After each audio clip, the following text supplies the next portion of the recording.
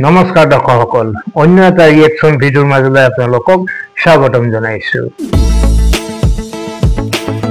প্ৰতিদিন টাইমৰ সম্পাদক নিতুমণি শইকীয়াৰ মুখত জুবিন গাৰ্গে কিদৰে চূণ সানিছিল, তাৰ পিছত নিতুমণি শইকীয়াৰ কি অৱস্থা হৈছিল সেয়া আমি নিশ্চয় জানিম। লগতে মোৰ জাতি নাই, মোৰ ধৰ্ম নাই, মোৰ ভগৱান নাই, মই কাঞ্চনজংঘা, এই সংলাপটো যে বিৰোধীয়ে বিকৃত ৰূপত বিশ্লেষণ কৰি ৰাইজক বিভ্ৰান্ত কৰি আছে, সেই কথাও মই আজি আপোনালোকৰ আগত প্ৰমাণসহ তুলি ধৰিম। তাৰ আগতে আন দুটা প্ৰাসংগিক ভিডিঅ' ক্লিপ আপোনালোকৰ বাবে মই আগবঢ়াব বিচাৰিছোঁ। আমি সকলোৱে দেখি আহিছোঁ যে গৌৰৱ গগৈয়ে হওক বা অখিল গগৈয়ে হওক বা লুৰিণজ্যোতি গগৈয়ে হওক, সমস্ত বিৰোধীয়ে মিলি পাকে প্ৰকাৰে জুবিন গাৰ্গৰ ঘটনাটো সম্পৰ্কত হিমন্ত বিশ্ব শৰ্মাক জগৰীয়া কৰিবলৈ অহোপুৰুষাৰ্থ চেষ্টা অব্যাহত ৰাখিছে। অতি শেহতীয়াভাৱে যোৱাকালি লুৰিণজ্যোতি গগৈ আৰু গৌৰৱ গগৈয়ে এই সন্দৰ্ভত সাংবাদিকৰ আগত কি বক্তব্য ৰাখিছে চাই লওঁ আহক। জুবিনদাক মৃত্যুৰ মুখলৈ ঠেলি দিয়া মূল জগৰীয়া মানুহগৰাকী অসমৰ মুখ্যমন্ত্ৰী, এইটো যোৱাকালি বিধানসভাৰ কথাত স্পষ্টকৈ প্ৰকাশ হৈছে। বিধানসভাৰ মজিয়াত কৈছে 8 বছৰ আগৰ পৰাই বোলে হত্যাৰ ষড়যন্ত্ৰ ৰচনা কৰিছে। এতিয়া 5 বছৰ হ'ল মুখ্যমন্ত্ৰী কোন হৈ আছে? হিমন্ত বিশ্ব শৰ্মা। 5 বছৰ হ'ল গৃহমন্ত্ৰী কোন হৈ আছে? হিমন্ত বিশ্ব শৰ্মা।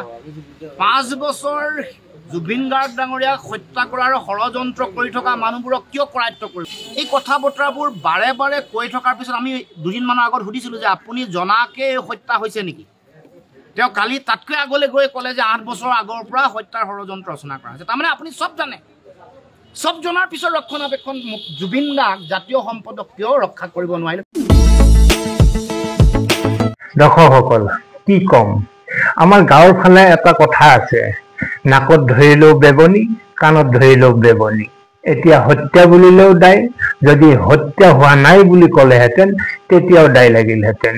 তেওঁলোকেইতো হত্যা হোৱা বুলি চিঞৰ বাখৰ কৰিছিল আৰু CBI তদন্ত বিচাৰিছিল। এতিয়া হত্যা বুলি কওঁতে ক'লে বোলে জানিছিল যদি কিয় আগতেই নধৰিলে। যি নহওক, এইবাৰ গৌৰৱ গগৈয়ে কি কৈছে অকণমান শুনি লওঁ আহক। জুবিন গাৰ্গৰ যদি হত্যা হৈছে, কোনগৰাকী সেই পলিটিকেল মাষ্টাৰ মাইণ্ড আমি জানিবলৈ বিচাৰোঁ, ৰাইজে জানিবলৈ বিচাৰোঁ যে কোনজন সেই শক্তিশালী ব্যক্তি যিনে গোটেইখিনি পৰিকল্পনা কৰিলে। আমি সেইগৰাকী ব্যক্তি, কোনগৰাকী ব্যক্তিয়ে এই গোটেই মাষ্টাৰ মাইণ্ড কৰিছে, তেখেতৰ নাম ফাদিল।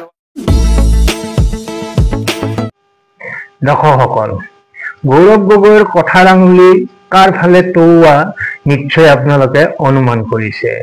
তেওঁ জুবিনৰ ঘটনাটোক পলিটিকেল কালাৰ সানি কোনো প্ৰভাৱশালী ৰাজনৈতিক নেতাই কৰা সেয়া এক পলিটিকেল মাৰ্ডাৰ বুলি অভিহিত কৰিব বিচাৰিছে।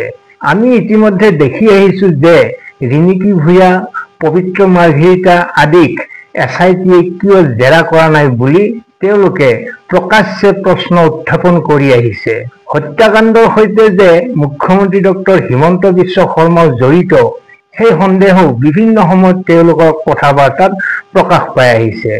কিন্তু আমি সকলোৱে জানো জুবিন গাৰ্গ আৰু হিমন্ত বিশ্ব শৰ্মাৰ সম্পৰ্ক কি আছিল। এনে বহু ভিডিঅ' সামাজিক মাধ্যমত উপলব্ধ যিবোৰে তেওঁলোক দুয়োৰে মাজত থকা মধুৰ সম্পৰ্ককে প্ৰতীয়মান কৰে।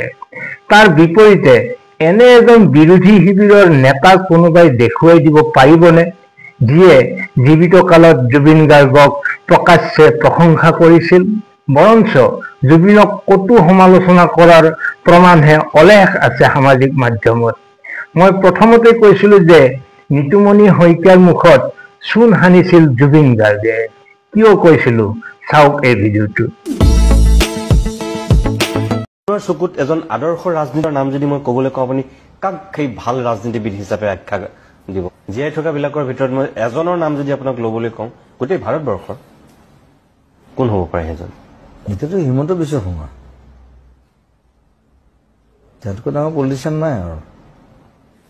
নমস্কাৰ।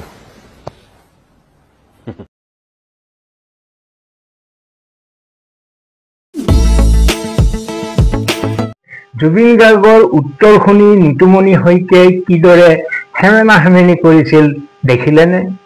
ইমানৰ পিছতো কোনোবাই জুবিন আৰু হিমন্ত বিশ্ব শৰ্মাৰ মাজত থকা প্ৰীতিৰ সম্পৰ্কক বেলেগকৈ ভাবিব পাৰেনে? এইবাৰ আহিছো আনটো প্ৰসংগলৈ। আপোনালোকৰ মাজৰ বহুতেই হয়তো জুবিন গাৰ্গৰ কাঞ্চনজংঘা চিনেমাখন চাইছে। মই পূৰ্বে চোৱা নাছিলো যদিও কিছুদিন আগত ইউটিউবত চালো। বিশেষকৈ চিনেমাখনত থকা মোৰ জাতি নাই, ধৰ্ম নাই, ভগৱান নাই এই সংলাপটোক লৈ চলা বিতৰ্কবোৰ দেখাৰ পিছত জানিবৰ মন গ'ল আচলতে কি প্ৰসংগত এই সংলাপটো চিনেমাখনত ব্যৱহাৰ কৰা হৈছিল। চাই যি বুজিলো সংলাপটো বিৰোধী শিবিৰে ভুলকৈ ব্যাখ্যা কৰি আছে মানুহবোৰৰ মাজত। চিনেমাখনত জুবিনে অনিৰ্বাণ ভট্টাচাৰ্য নামৰ মেধাসম্পন্ন যুৱক এজনৰ চৰিত্ৰত অভিনয় কৰিছিল। অনিৰ্বাণে চাকৰিৰ ইণ্টাৰভিউ এটাৰ লিখিত পৰীক্ষাত পাছ কৰিছিল। চাকৰিটো পাব বুলি তেওঁ নিশ্চিত আছিল, কিন্তু অৱশেষত তেওঁ চাকৰিটো নাপালে। ভাইভাত তেওঁক ৰাখি দিয়া হ'ল, কিয়নো তেওঁ জেনেৰেল কাষ্টৰ, অৰ্থাৎ তেওঁ বামুণ মানুহ। তেওঁৰ কোনো কোটা নাই, সংৰক্ষণ নাই। আনহাতে তেওঁতকৈ কম নম্বৰ পোৱা ট্ৰাইবেল কাষ্টৰ ল'ৰাই কোটাৰ আধাৰত চাকৰিটো পাই গ'ল। ইয়াতে তেওঁৰ মন কাষ্ট ছিষ্টেমৰ বিৰুদ্ধে বিদ্ৰোহী হৈ উঠে। ইয়াৰ ফলস্বৰূপে পিতৃৰ মৃত্যুৰ পিছত শ্ৰাদ্ধ পিণ্ড কৰি উঠি লগুণ ছিঙি পেলাই তেওঁ আৰু সেই সংলাপটো কয়, মোৰ জাতি নাই, ধৰ্ম নাই। অৱশ্যে আন দুটা কাৰকেও তেওঁক বিদ্ৰোহী কৰি তোলে। এজন দালালে 25 লাখ টকাৰ বিনিময়ত চাকৰিটো দিয়াৰ প্ৰস্তাৱ দিছিল। সেয়ে ঘোষখোৰ সমাজখনৰ প্ৰতিও তেওঁ ক্ষুণ্ণ হৈ পৰে। তদুপৰি ভূ মাফিয়াৰ কবলত পৰি তেওঁৰ বৃদ্ধ পিতৃৰো মৃত্যু ঘটে। সেই ঘটনায়ো অধিক বিদ্ৰোহী কৰি তোলে অনিৰ্বাণৰ মন, আৰু সেয়ে আইন নিজৰ হাতত তুলি লৈ গোপনে দুষ্ট মানুহবোৰক এফালৰ পৰা হত্যা কৰি ফুৰে। পিছত পুলিচৰ গুলীত তেওঁ মৃত্যুক আঁকোৱালি লয়। এয়ে আছিল কাঞ্চনজংঘাৰ মূল কথা। এতিয়া কওকচোন, বিৰোধী শিবিৰে ব্যাখ্যা কৰাৰ দৰে ইয়াত ক'ত ধৰ্মৰ কথা আছে? জুবিন গাৰ্গৰ আদৰ্শ যদি মানিবই লাগে তেন্তে আমি কাষ্ট ছিষ্টেম আৰু আসন সংৰক্ষণৰ বিৰোধিতা কৰিব লাগিব। ইয়াত হিন্দু মুছলমানৰ কথা নাহে। আৰু চিনেমাখনত দেখুওৱা চাকৰিৰ বজাৰ, চাকৰিৰ নামত ঘোষ খোৱা বিষয়া আদি কাৰ দিনত আছিল, কাৰ শাসনকালত আছিল? এতিয়াতো চাকৰিৰ নামত এটকাও কাকো দিব নালাগে। তেন্তে লাজ পাব লাগে বাৰু কোনে? গতিকে বিৰোধীয়ে যে এনেধৰণে জুবিন গাৰ্গৰ সমস্ত ঘটনাৰাজিকে এক ভুল ব্যাখ্যাৰে সমাজত প্ৰতিষ্ঠা কৰিবলৈ উঠি পৰি লাগিছে, সেয়া সত্য কথা। আপোনালোকৰ মতামত আপোনালোকে কমেণ্ট বক্সত নিশ্চয় ৰাখিব। ভিডিঅ'টো দীঘল হৈ গৈছে, আজিলৈ এৰিছো। ভালে থাকক, কুশলে থাকক। ধন্যবাদ।